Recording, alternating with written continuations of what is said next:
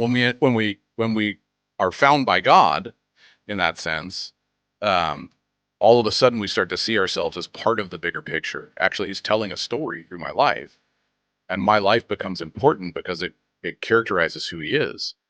And so my actions actually matter.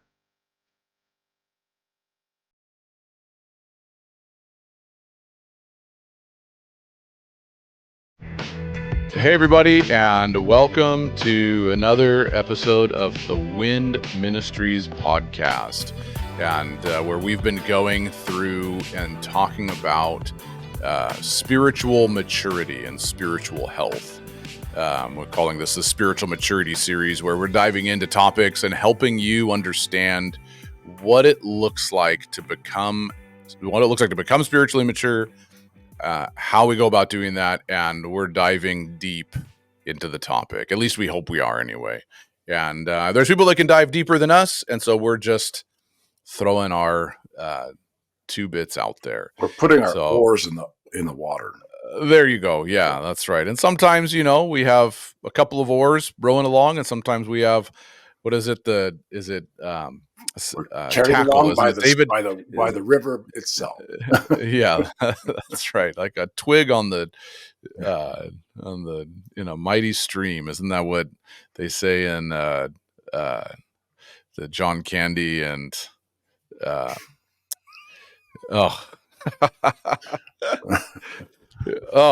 trying to think of the planes, trains, and automobiles. I'm just carried along like a twig on the current of a mighty stream. Something. You have watched that movie too many times. Yes, I did watch that movie a lot when I was growing up. So, yeah. Anyway, my name is Joshua Hofford. I'm the founder of Wind Ministries, and I am here with a very important person in my life. My dad. Hello.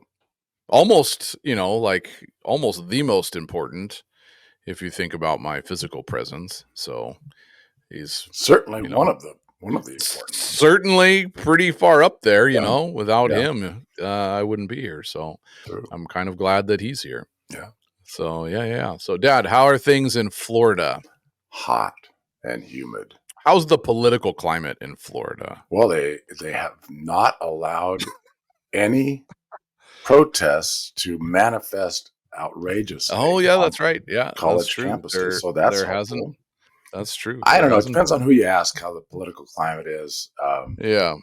Well, the political climate everywhere is divisive, right? Yes, that's just all about all you can say. Yeah. People either love what's going on or they hate it. There's like nothing. There's very little in between.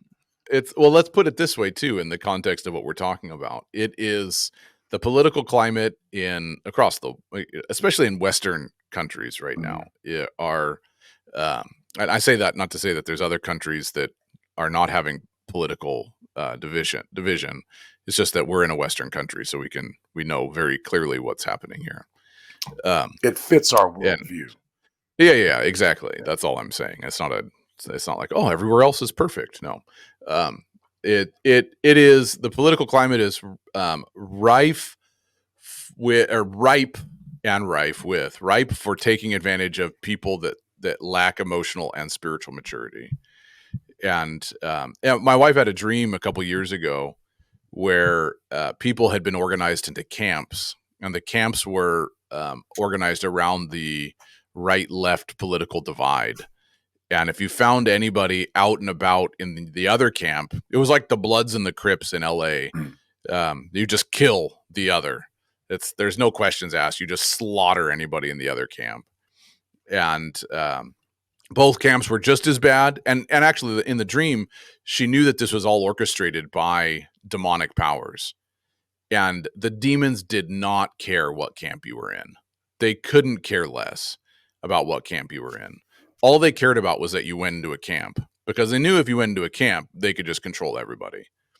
And then there was a third distant camp that represented the Christian camp, and it was the most well-guarded camp. You weren't allowed into the camp unless you went through a process of forgiveness and repentance, and it was all about staying in the camp was all about loving one another. And I thought that was quite a descriptive dream and a predictive dream. And So when all that to say, when we lack emotional and spiritual maturity, it's very easy to be swayed by the rhetoric that happens around politics, around religion, around family, around all these kind of things. Well, And it is, and it's easier when you're walking in emotional health and integrity.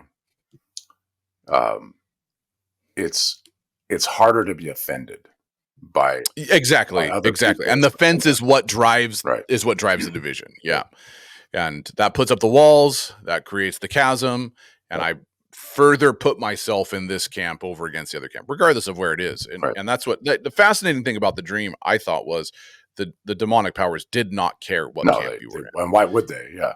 Yeah. Right. And both camps are going to claim an allegiance to a Christian vision, whether it's for the migrants and the refugees, or whether it's for the aborted babies in the womb, or whatever. You've got a Christian appeal on both sides. Well, and you just raise up a flag, and there becomes your symbol, and everybody's supposed to rally around it, and the flag stands for all.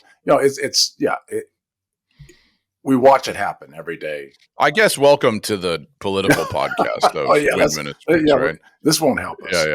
Yeah. I did have a friend tell me today, he's like, it seems like you could just, as long as you say something about Donald Trump, you can get your video or your podcast to go viral. And that's to the good or to the ill. Right? So yeah, to the good or to the ill. Yeah. So there we go. Trump, Biden. All right, everybody do your work.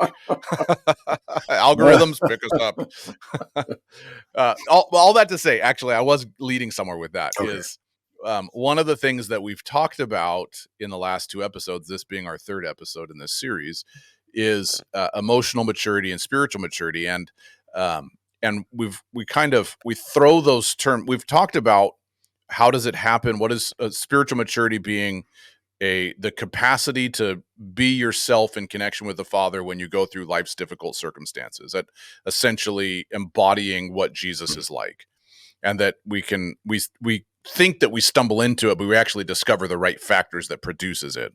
Right. And I think there's almost an interchangeability between the language of emotional maturity and spiritual maturity. And so I thought we'd start off this episode talking about the differences between the two. Okay. And just kind of clarifying, when we say spiritual maturity, we say emotional maturity, we don't mean exactly the same thing, but we do mean, we do have in mind the kind of person in which those things overlap when we say that. Well, and we should probably mention that it's almost ubiquitous everywhere, that so many Christians believe that they will, if you ask them what is a human being, they'll tell you, body, soul, spirit, body, soul, spirit. Sure. That's the answer. Well, if they really get it right, it'll be spirit, soul, body, because it's the New Age guys who say body, soul, spirit. That's true. Yeah. That's what I know. They'll say that. It's true. But if you read people who are by the way, that's also very much in the evangelical world. Yes. And when you're Orthodox and Catholic guys wouldn't answer the same way. No, they would not. So no, they would not. And then you have people like Dallas Willard, who addresses that so well. And and in Renovation of the Heart, Renovation of the Heart, and I would encourage people to read that, because it really does directly address that faulty concept of what a human. Let me not say, I don't want to say faulty. Let me say it's a limiting concept. What a human being truly is. Yes. And I like how he does it. He expands it to like 7 different areas where you've got you have emotions. What is a human being? A human being is relationship. A human being is So he goes through a list of about 7 different capacities or components that make up what it means to be human, more so than just saying, well, we are spirit, soul, body. Yeah, and we will. And I think that's important to pay attention to. We might talk about that more in this episode, or we might do a future episode addressing that, because it is a big topic. That I think one of the things that happens is in regards to that, I'll just say this: a lot of that frame of reference comes from Watchman Nee, Jesse Penn Lewis, some of these authors that wrote in the early 1900s, late 1800s, early 1900s, and Watchman Nee, his book The Spiritual Man, he codified the whole thing out very, very systematically, and he has some really good things to say. Yeah. In that sense, right? It's just the thing that I've been struck with now in retros. I read The Spiritual Man 10, 15 years ago. But the thing that strikes me today is, the Bible is just not that concerned with categorizing things so specifically. It's much more about telling you the story that you need to hear. It is. Yeah. It's not. And so what happens, well, the reason the spirit, soul, body thing gets limiting is because it imposes a rule of interpretation on the scriptures that the scriptures don't offer itself. And so you're like, oh, okay. Anyway, so emotional health and spiritual health, emotional maturity and spiritual maturity. I'm going to throw a couple things out there, and Dad, then get your thoughts with that. So and the difference between the two, okay? And so I'll say emotional health and spiritual health. We'll start there. Okay. Emotional health would basically be defined as the ability to be yourself in the midst of difficult emotions. That would essentially, when we talk about emotional health, that's basically what we mean, is when you experience fear, you don't lose sight of who you are. Right. It's not that you don't experience fear. It's that when you experience fear. Emotional health is not the absence of difficult emotions. It's that difficult emotions don't control the expression of who you are. Yeah, and I like that. That's good. So that's emotional health, and that's what we mean when we say that. Right.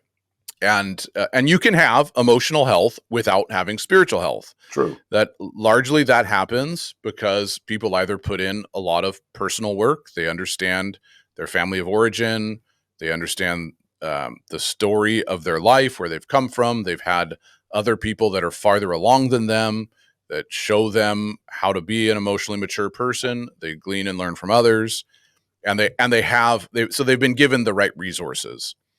And so people can be emotionally healthy and not spiritually healthy in that sense. That's true. And so spiritual health, then, I would define as being aware of the Father's affection, tenderness, and disposition towards you. Okay. And at any given time, it doesn't mean that you're always consciously, you're cognizant of his affection, but it means you're aware that he has an affection for you, that he has a favorable disposition towards you, and that he is tender towards his children, and that you fall into that category. So you understand that in a experiential sense, on a periodic basis, and you understand that on a just on a practical sense, that's what the Bible describes. His tender mercies are renewed every morning, right? But what would the outworking of that look like, do you think? Yeah, well, the outworking of that can help to produce emotional health, and because your capacity to carry yourself is carried by God, but the outworking of it is I see more of what He's like, and in seeing, so here's the outworking of. I'll go back to an example in Scripture that I think is really pertinent in that sense. When Nathan prophesies over David, okay, and talks about all the potential for David's life, right? God, you've said I'll build you a house. God is saying He's going to build you a house, right? And He shares the perspective of the Father on David, right? You went, and you didn't even realize I was with you. All this stuff that happens in there's two narratives, of course, in Chronicles and in Kings, right, where the prophecy said they're different actually in both narratives. So the prophetic word changes between the two, which is interesting. Anyway, food for thought. But so there's all these things that God says, I'm going to build. You say I'm going to build you a house. I'm going to establish your name. All these things, and the first thing that David says in response to the revelation of who God is and what He intends to do with David is, "What kind of man am I that you would look upon me?" Okay, so mm, the first thing he says in response to the revelation of God's tender affection for David is David recognizes something about himself. He starts to see himself more clearly and authentically. mm, So every time, and because God, this, man, we may be getting a little too philosophical here, but let me say this: because God is the essence of pure being, right? We have a being; He is being. Whenever you come into contact with being, your being is illuminated. So you can't help but understand yourself more. That Augustine codified it in a very classic formula when he prayed in the Confessions. Lord, teach me to know myself. Teach me to know you that I might know mm, myself. So being aware of the Father's affection, tenderness, and disposition towards you is one. It brings this inner solidity to you because you know, like when I in my home, when I'm there, my wife has said this a number of times to me. When I am present, it brings peace to the home because we know that there's a stability that we can rely on. So Father does that.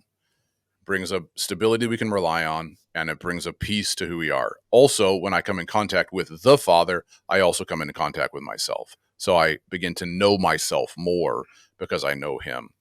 But not just know myself in the sense that I am in contact with where I've come from, but I'm actually in contact with who I've come from. And so I know not I know myself as a human being, that I'm part of this large story, that I know my origin is in Him, my origin not in the sense of my family. I get a much bigger picture of my place in human history when I see Him. And mm. spiritual health, awareness of Him, inner stability, because I know someone is there taking care of me, and someone is there I can rely on, that is always reliable and faithful. I understand myself more because when I come into contact with Him, I can't help but come into contact with myself, and I see myself as part of something much bigger than um, just the kind of doldrum of everyday life. So that's what I would say to that. When I would imagine, for as It's a Christians, good, we kind of have this idyllic example coming out of Eden. So we have the narrative of yes, creation for humanity. So what are our origins as human beings? And yeah, and so with the Christians, we have a story that we tell. I believe it's a true story, but I mean, it's also a story. It's a narrative to help us yeah, understand what it means to be a human and what humans are about. And and one of the things you see in this ideal um, place we call Eden is that humans, man and woman, are walking about unfettered with the Creator, yeah, and there's no dissonance in there, right, right, and so emotional and spiritual health is has a lack of dissonance from who you really are and how you're connected. yeah. Yeah. Oh, absolutely. That's a really good way of saying that. When you when you come to know Him and you're walking with Him in terms of Him being the Father, dissonance dissipates. Ooh, that's good. Right? Yeah. Dissonance dissipates. Dissonance is, and we could, now we're having to define all our terms when we say the Bible is not interested in defining terms. Yeah. Dissonant. Well, we'll say dissonance is the um, characterized as the vague, unsettling feeling of not quite belonging, fitting in, or just feeling off. We could define Yeah. it that way, right? It's essentially what happens when you believe things about the nature of reality, including yourself, who you truly are. Mm. You believe things about yourself and reality that aren't true or don't line up with how reality actually is. And so dissonance could be, well, I think I'm a good and loving person, but I actually lash out at all the people around me. And so I see myself one way and I live another way. And so the intersection between those points is dissonance because I always have friction with the people around me. And so now I'm not, I don't, what I think about myself and how I live, and this is a simple example, but how I think about myself and how I live are two totally different things, and I have to square those beliefs with each other, and I can't. And so actually in Western civilization, because of the framework and the foundation of how the Western mind thinks, we've become very adept at that, because we can Yeah, separate the way we think from the way we live, exactly. right? That, well, we are our thoughts, we aren't our actions. We have a box for And this, we have a box for that, and we exactly, don't have to let yes, those boxes touch each other. We just yeah, let that's we right. use this part over here, and we're very good at separating ourselves from ourselves. Yeah, that's right. Yeah, that's absolutely right. So, and there's a lot, there's obviously a lot we could say to the foundations of um, our Western worldview, and going back to Platonic philosophy and all this stuff. We might actually do a whole episode on the intersection of worldview and spiritual maturity, because spiritual maturity will always challenge your worldview.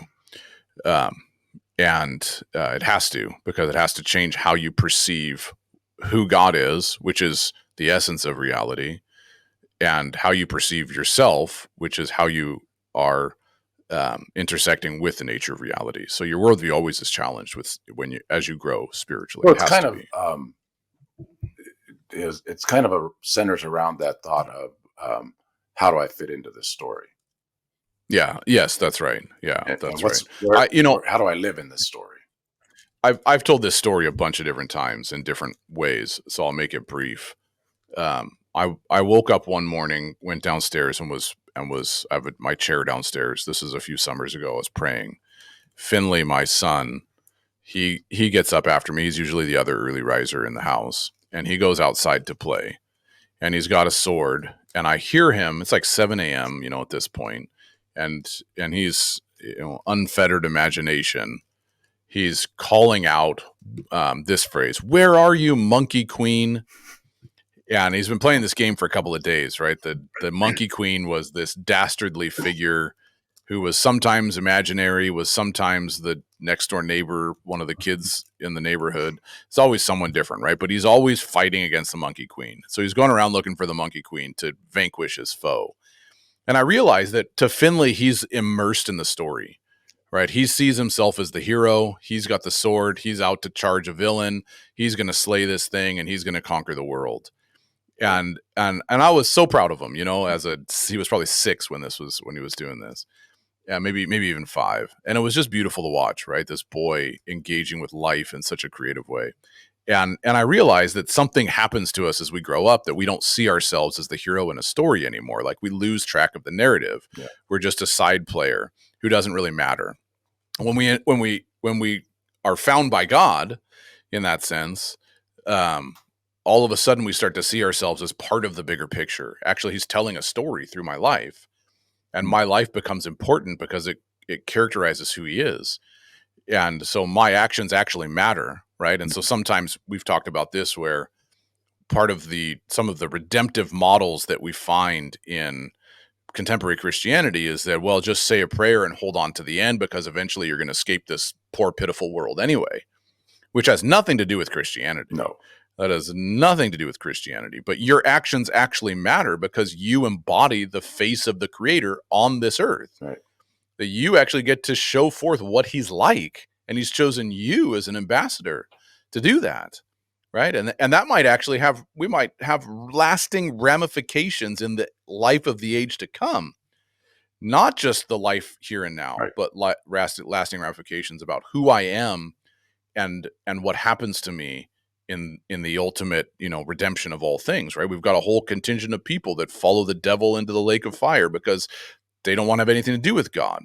That's lasting ramifications. Yeah. I mean, that's what right? Paul is saying. He says, don't you know that you're a temple of the There's living something God? about you that's really You're important. carrying a presence and an essence that transforms the world and brings you back to being a whole human being.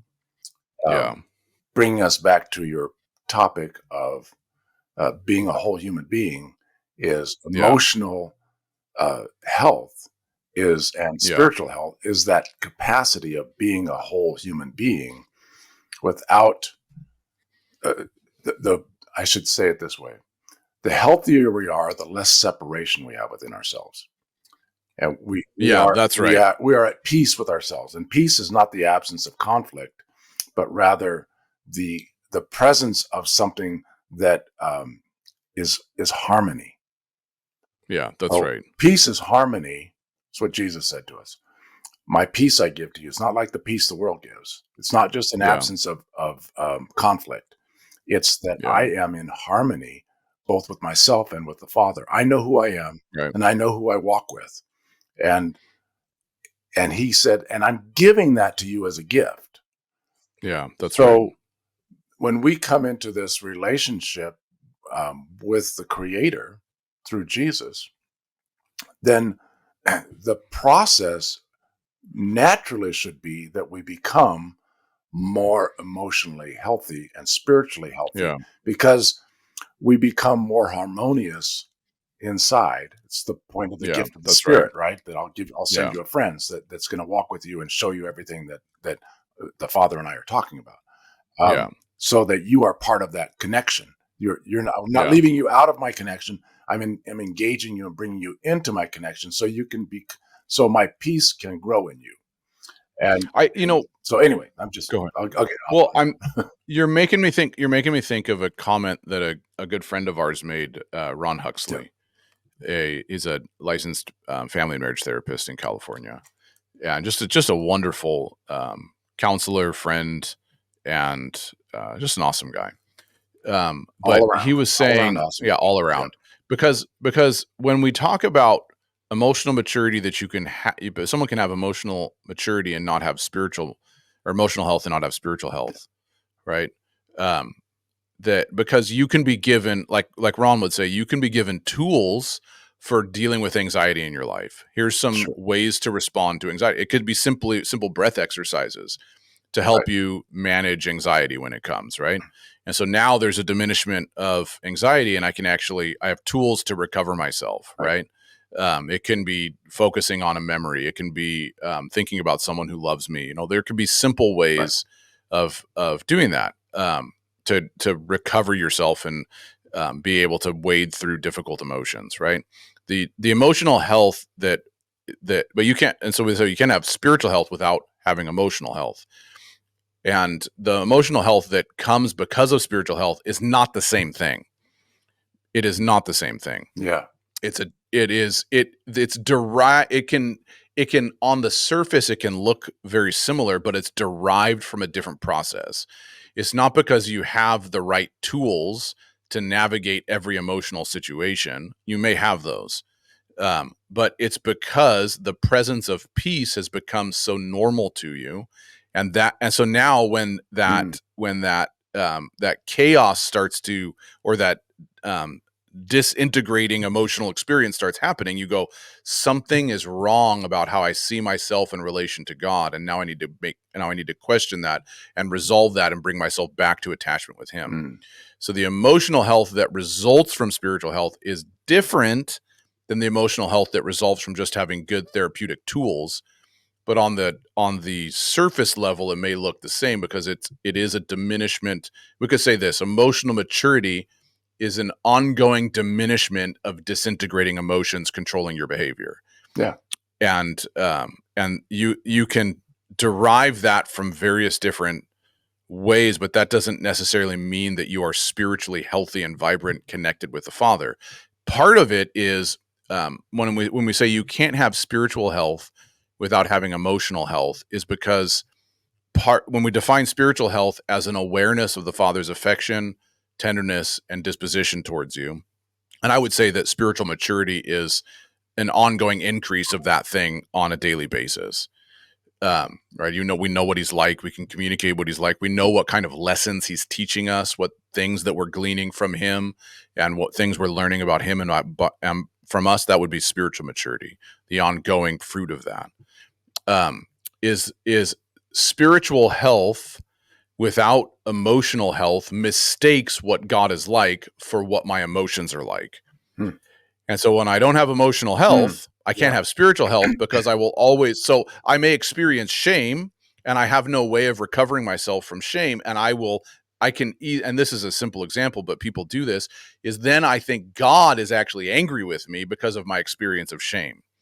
And so now my emotions have dictated how I've seen him. So I don't have spiritual health because now I'm disconnected from him based on my emotions. And so I can't have a spiritually vibrant and healthy connection with him without emotional health as well. So I try to avoid all of those emotions so that they don't make me Yeah, feel bad. exactly. Right. Okay. Yeah, exactly. Or I take drugs, or I do whatever I want to get rid of those things somehow. Yeah. Right. So yes. Yeah. So what are the emotions that tend to stick out most?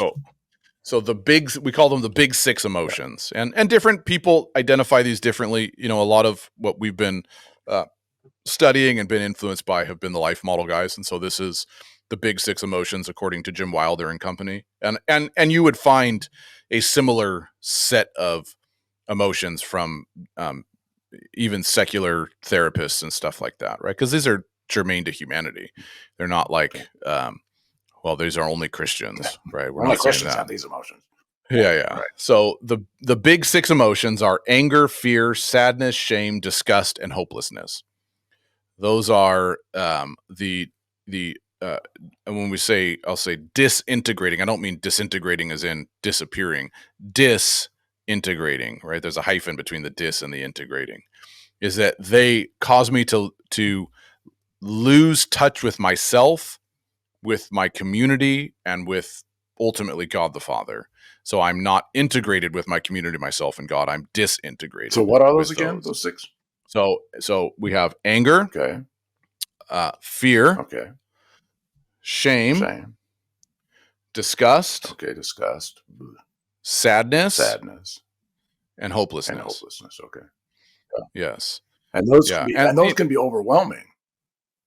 Oh, for sure. And anyone that is experiencing the epidemic of anxiety and depression today are experiencing those emotions easily, and they're overwhelmed by those emotions. And a lot of the reasons why people continually experience anxiety and depression is unresolved. What we'll talk about this later, but unresolved in another episode, trauma A and trauma B, trauma of neglect and trauma of intent. That we're still responding to the bear charging down at us, basically. And so these even are though our it was 30 years ago. Even though it's 30 years ago. Yeah. That's right. And we'll talk more about that. We're going to dive into all that stuff later. So, but those are the big six emotions that when we experience them, they have the potential to disconnect us from ourselves. Disconnecting from ourselves. I was just listening to a friend tell me a story about a meeting in a leadership meeting where tensions frayed, people said things, and one of the members lashed out in anger and later came back to my friend who was leading the meeting and said, I don't know what happens to me. I have a problem and it overwhelms me. And then I realize later I shouldn't have done that.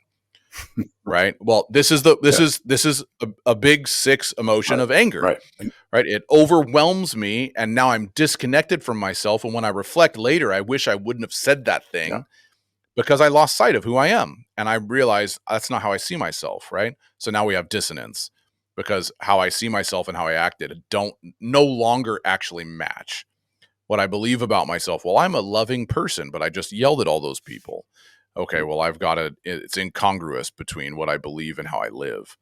And I can't help but generate dissonance when that happens, this vague, unsettling feeling that something's wrong with me. And because something is, right? What I believe and what I do isn't lining up. If I get angry in a way that isn't healthy. Yeah. Because I think there's some ways that anger can be healthy. But if I get angry and it's not healthy, I'm just angry because I'm angry. Something has stirred up in me, things that I just want to go away. I want to make them, I either want to hurt them or I want to run from them somehow. Right. Then that makes me so focused on that emotion or that anger that I no longer see myself. I see the emotion more prominent in how, and it's driving me now in how I Yeah. make choices and how I interact with other people and that sort of thing. Is that what you're talking about? Yeah, and you know what's even what just to hammer it home even more is in in the um in the ancient world, which we like talking about a We lot, do. all of those big emotions were embodied by gods. Every one of them True. were embodied by God. Yeah. We personified Yeah. them, right? So Right. so the anger stands in front of me and I can't see anything but the anger. Well, that became Mars, Yeah. the god of Yeah. war, right? And so every big emotion is personified in a literal figure in the old world, Yeah. right? True. Right? And we still have those things embodied, right? Like I mean, just think about let's get back to Donald Trump, right? Well, because we got to get the algorithm up here.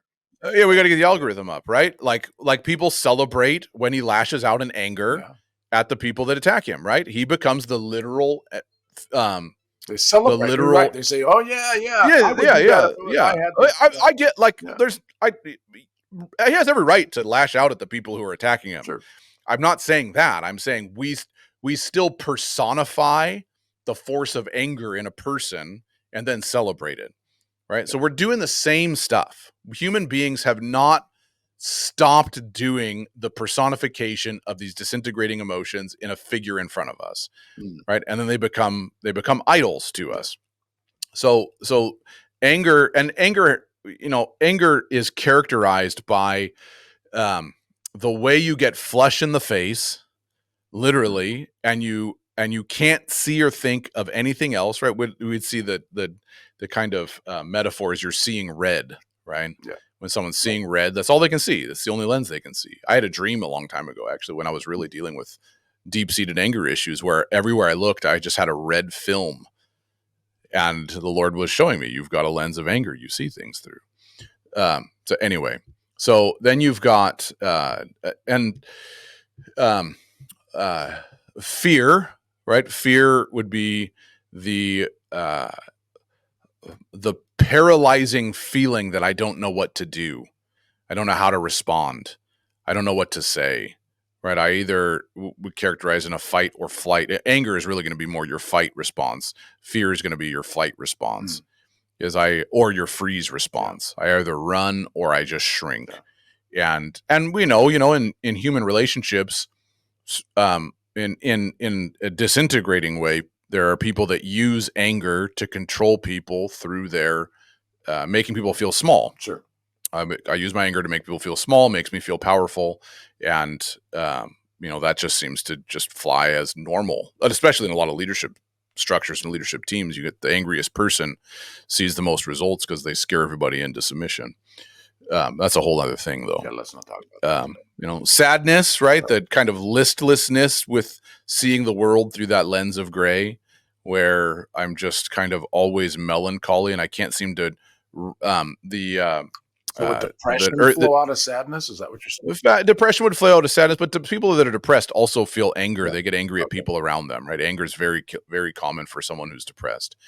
But yes, the Desert Fathers had a particular term that they would use for the kind of melancholy sadness, and I can't. It was the acidity, is what it is. ACCIDIE, acidity. That's just that listlessness that comes over you, where you don't have the energy to rise up and do anything else, right? And I'm just down. So sadness. Shame, everybody's felt shame. I've done something wrong. I don't want to be, most of the time, I don't want to be discovered. And so I try and hide what I've done. Don't look at me. Don't see me. Don't look at me. Yeah. I don't want to be seen. I'm afraid that someone will see what I've done, and I'm ashamed of what I've done. Disgust, the churning in your stomach at something you've seen or something that's been done to you. And hopelessness, just the nothing is ever going to get better. Yeah. And it's never going to change. I'm going to be stuck in this place for forever. So people who are listening to us probably struggle with those things, one or two of them or all of them, on any given day. Yeah. Yeah. Oh, yeah, for sure. That can absolutely be the case. Yes. Well, that's why we're doing the whole series, right? We're going through why why. So we're talking about the big six emotions, trying to define them, define what experiencing them is like, define how we're to think about them, how they integrate with our emotional and spiritual health. We're going to talk about why they're present, and we're going to talk about what to do with them. That's not necessarily the scope of this particular, right? We're still kind of laying out theory of understanding these types of things. So, and you know, one of the other things is the presence of these emotions are not a bad thing. They're just, it's just, if you can resolve to convince yourself, it's not necessarily an easy one, but if you can resolve to convince yourself that the big six emotions are simply data telling you something about yourself. It's just data. Yeah. That's not coming to your mind when you're in the middle of it, but yeah. No, if you can say, okay, why am I angry? So anger is typically a secondary emotion, right? Something has happened to me, and now I've become angry because of it, because I'm experiencing another emotion, and I use anger to cover or avoid the other emotion. So you know, we've got to think through some of those things. Secondary emotions and primary emotions. Shame is a primary emotion. Fear is a primary emotion. Anger is a secondary emotion. Sadness is a secondary emotion. Something has happened, and now this emotion is the way that I'm coping with the thing that has happened. And so, I mean, understanding the framework of that can be just simply understanding that can be transformative for how people see their responses to certain situations. Let's dive into this for a few minutes, Dad. The stages of emotions, how someone kind of moves through feeling emotions, just in a way that can be helpful for people to think through. The first stage of engaging with an emotion is being totally unaware of its existence. It's where we mostly blissfully live, right? Yeah, that's right. And this is where, and it doesn't mean that you're unemotional. It means that you, like, if someone rejects me, I reject them before they can reject me. Why do I do that? I'm just responding to reacting to every life event. So it's not just a man thing, then, is what you're saying. No, it's not. The thing is, I'm rejecting them because I hold rejection in me.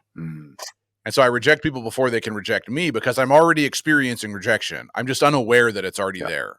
And I've become very good at ignoring it, whether that's through medication, whether that's through coping mechanisms, whether that's through addictions to drugs, alcohol, or pornography, or, you know, maybe it could be even addiction to what they call doom scrolling.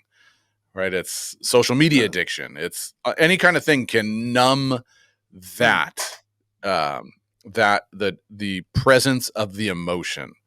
Right, I was talking with someone recently who was realizing that they were really angry at a particular situation, and they heard the still quiet whisper of the spirit saying, "I wonder where that anger comes from." And this person said to me, so I promptly grabbed my phone and started scrolling on Instagram. Because they didn't want to address it, right? They were like, this is too uncomfortable for me. That one. No. Yeah. Eventually that person was like, all right, fine. They put their phone down and then had a good conversation with the Lord about it. But that's, we remain unaware. We're blissfully ignorant in that sense, but the people around us suffer. So we disconnect because of that, yes. right? So we are already disconnected. Right. We're already disconnected, and those things continue to disconnect us from ourselves, from others, and from the Father, especially. So then the second stage of emotions, and these two, stage 2 and 3 kind of intertwine, is to be emotionally avoidant. I saw a meme someone shared today that was like from a kid's book that was like, we fill the thing in with dirt and then stamp it down until you can't see what's underneath it anymore. And they said, this is how I deal with my emotions, right? That was the meme, right? And it's like, we're emotionally avoidant. We try and avoid feeling the emotion. And again, that's where we might use addictions. That's where we might use distractions, all of those things. The thing is with emotions, they come out somewhere. Yeah. You can't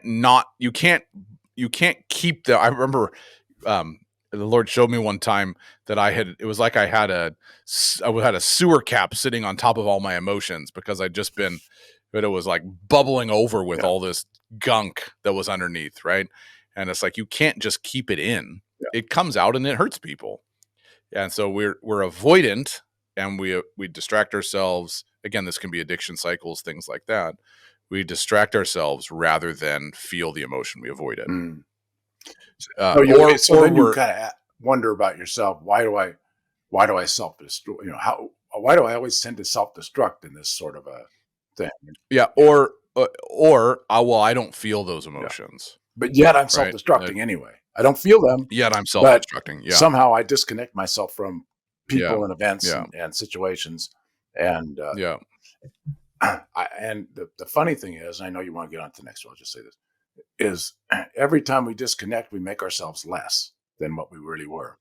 So we become less and less and less. And in the words of some of my favorite theologians, we become less human as we progress down this road. That's right. Yeah. Okay. So yeah. Go ahead. Yeah. That I was chatting with a friend today, and they were talking about how Jesus on the cross is when humanity is at its best. Yeah.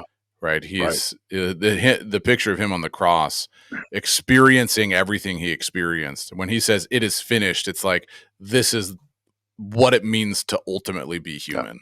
Right. Anyway, that's a really fascinating I've never lost thought. sight of who I am. I never lost sight of who I am, regardless of what has happened to me. Consistent with myself, even to the point of death. One of the contemplative authors, one of the Orthodox contemplative authors I like, he says that the cross proves that the content of his being was love right to the end, and it was pure love right to the end. I thought that's a really good one.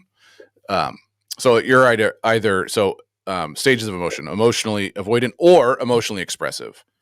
Right, we tend to fly off the handle in the face of anything. Like our emotions totally dictate how we respond. I don't have control over that any longer. Exactly. Yes. Yeah. Someone cuts me off in traffic, and I spend the next 10 minutes swearing and cursing at them. And when I get home, I'm angry as can be. Yeah. Exactly. Yes. Yeah. I am subject to my emotions. Okay. Right. I'm not avoidant, but I'm subject to them. And they're just expressing themselves all the time, and I can't help it. And I lose sight of myself. I say things, I do things, I act out in ways that I regret later. And that doesn't necessarily mean that someone is in that spot 100% of the time. It just means that things affect you or trigger you, as we like to use that term these days. Into a reactionary response. Or that's the hard part about it. And that's where, because we've become so good and so adept at separating our actions from our ideas, I can have an idea about who I am that doesn't necessarily have to connect with the person of who I am, of how I live. Right. Okay. I've become so good at that because I can hypothesize the identity of Josh over here and then live a different way over here. Yeah. Right. And, that's why, one of the classic examples would be Alcoholics Anonymous. The first thing you have to say is, I'm an addict. Mm-hmm. Right. Yeah. Because the addict doesn't say I'm an addict. The addict doesn't, they have an idea of themselves over here, but a practice over here that's disintegrating and destroying the other people in their life and themselves. So you have to bring them back together. Right? You have to bring them back together. Yes. I've got who I am and how I live have to be in sync.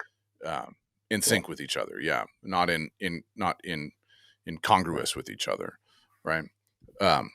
So then we've got the next stage of emotion would be being emotionally in touch.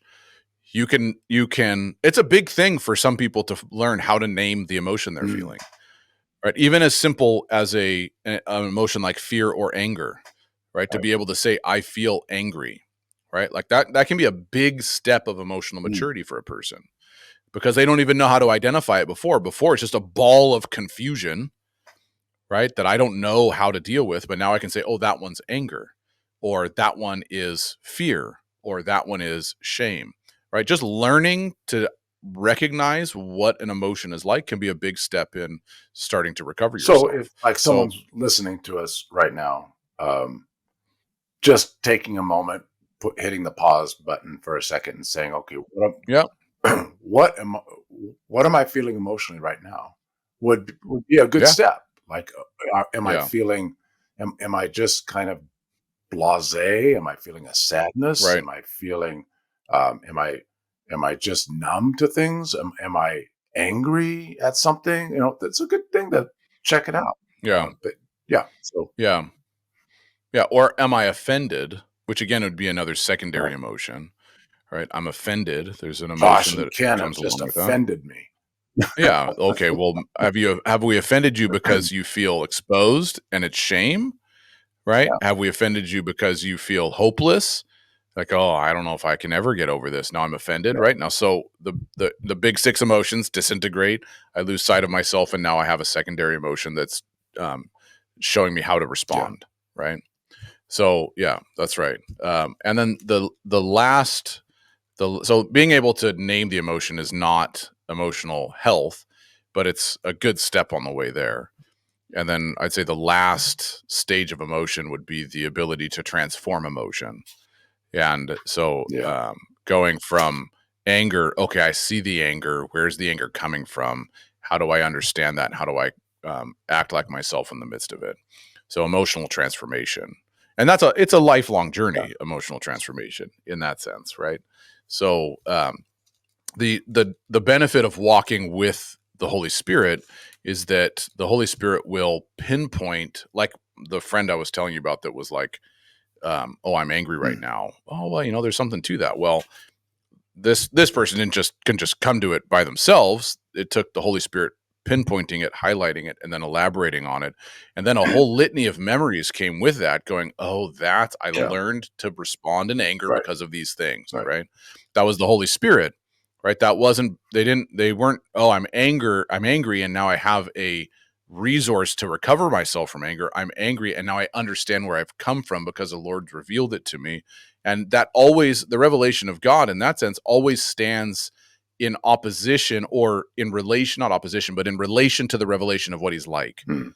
Yeah. And so I see what he's like, and I see what I believe about myself, and I see what I believe about myself and what I believe about him. And now I'm starting to find a balance between those But what things. if I say, And pardon me, what if I just say that seems like so much work? And, it is a lot of and work. why don't I just wait, die, and go to heaven, and then everything will be better? Because one is you'll destroy all the emotion, all the relationships around you. But And is that a solution? so no, it's not a solution. But people It's not a believe that's a solution at all. solution. They do believe that it's a Okay. solution. And it it's like I can just hold um off. I, yeah. Let's I okay, this might get too heady and too complicated, but I'm gonna try and go there Well, anyway. we're Okay. wrapping up anyway, but go ahead. Yeah. Because it's a great question. Look, that we're going back to some patristic theology here, Mhm. okay? And I'm not going to quote particular patristics, but anybody that's in the historic tradition of Christianity, Catholic or Orthodox, they'll recognize this thought process. So when Daniel has a vision in Daniel 7, the Ancient of Days is sitting on the Mhm. throne, right? The end of the vision, right? He Right. sees all these beasts and everything. The Ancient of Days is on the throne, and it says that um, a river of fire flows from his throne, Okay. right? I think that's in Daniel 7. It's Daniel 7 or 8. I'm pretty sure it's Daniel 7, but it's one of those two. There's a river of fire flows from the throne of the Ancient of Days, Mhm. God, Right. right? And then you see, say, Ezekiel's vision in Ezekiel 40 to 48 of the temple, and you see the throne, which is characterized as the Holy of Holies, right? Yes. This is my throne, right? God says that about the Holy of Holies. Flowing from the Holy of Holies is not a river of fire, it's a river of water. Okay. So it's both Okay. fire now and this water. And it's fire and water, yes. And so the river in Ezekiel is characterized by bringing health and life everywhere it goes, except for the marshy place. The marshes, all the life Right. dies. That's what it says. That's summing up a lot of what it says about the river. Then you look in Revelation 21 and 22, right? You've got the throne and you've got the river coming from the throne. Same picture, imagery from, they're all pulling on the same stuff from Daniel to Ezekiel to Revelation. And you see the river going out, and now you see that it's surrounded by trees whose leaves bring healing, right? So this river that brings healing. So patristic theology said, and I think there's a lot of truth to this, is that the fire and the water are the same two things. It's not one thing or the other. It's the same two things. The difference between them is the experience of the person. To the one who lives in an attached, connected, richly intimate way with the Father, you get before him and it's the healing of life that you find. To the one who's rejected and walked away from him, it's the experience of fire that you find. And so what their whole thing is that God's not two different ways. So to one the fire burns, to one the fire purifies. Okay. And so this presents some dilemmas to us when we think about, well, I'll just keep living my crappy life, taking advantage of people and hurting people until the very end, and then I'll get out of it. And it's like, well, you became something less than human the whole way through. So what are you going to be on the other side? Somehow restored to fully human? It's like, well, there are ramifications for how I live my life here and now, and the kind of embodiment of that in the life of the hereafter. And I'm not some sort of pure spirit trapped in a terrible body that is, and I'm just waiting to get free. No, that's not at all. Really biblical, I mean, no, not at all. It is. So I'm a human being. I am embodied physically, and I have that. If we use that tripart thing, I have that soul and I have that spirit, and there are all these other dimensions of me as a human being. Then, if I'm not living as a human being here on Earth, where I was designed to live, exactly, Earth was made for humans to live on. Yes. So and God said it's good. Yes. Yeah, and my point is when you get ostensibly what the Bible seems to lay out is that when you quote unquote get to the other side, right? When God is in the process of restoring creation and setting creation right, and the ultimate fulfillment of that happens, new creation. New creation is that in standing before him, I'm either going to see a blazing hot fire because of what I've conditioned myself to see, or I'm going to see the being of a pure eternal love who I've turned myself to consistently over and over and over and over again. Addressing the implications of my overwhelming emotions and the reasons that they overwhelm me. So if I'm walking through life and I'm growing and I'm finding ways to become what we would call healthy, then I'm becoming more and more in tune with that beauty and that truth and that what we're calling water coming from the throne, where it's life thing that just creates hope and anticipation in me. Yes. And so we have a lot of people in this world today that live without hope or anticipation of something good happening, and it's all and either they've given up, or I think in a lot of Christian circles they've given up and said, well, I can't really fix anything, so I'll just wait till the end, and then God will fix it for me. When he's been in the business of trying to fix it for millennia and millennia and millennia. Well, okay, so what happened when Jesus walked around on the earth? He fixed things. Yeah. And I think he's still fixing them. Yeah. And so that, for our part, what we're trying to do is show you there's a better way. And there's a way to walk in the fixing now, right? And to embody the life of the age to come. And it's important to know, it's not, the thing is, when it comes to the disintegration of the human being, and it's not, I don't know that I'm not saying God's gonna, like sometimes it's characterized, I actually have a few tracks that I like to hold in my drawer down here because I laugh at them. It's not, I don't think it's that God's going to play a ticker tape thing of your life and go, look at these Yeah. are all the ways that you Yeah. failed, I've is that been keeping track of all your failures. Here they are. you've already chosen a course that your life is going to go. And so when you stand there, your life is already going that way. Mm, Right? It's yeah. not God going, I'm judging you now. It's that It's that you're it's choosing. that you've already Yeah. made a litany of choices your whole life to go a particular direction. But what about the person And that that's says, not I don't even know why I'm choosing that? why they're choosing. Yeah, well, this is, We're going to address that in there's the coming weeks. yeah, we are going to address that. Yes. Yeah, there are certainly within the context of what we said, there are certain mysteries that we can never explain.